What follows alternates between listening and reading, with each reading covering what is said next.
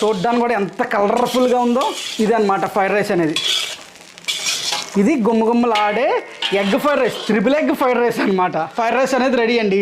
నేను ఇంట్లో చేశాను కనుక ఈ విధంగా సెవెంట్లు అది కారుతుందన్నమాట. బయట అయితే అంత సెవెంట్లు కారదు.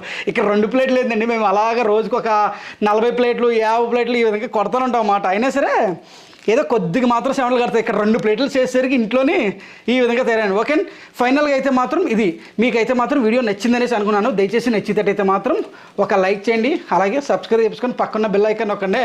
ఇటువంటి మరిన్ని వీడియోస్ కలిస్తాను. అంతవరకు బాయ్.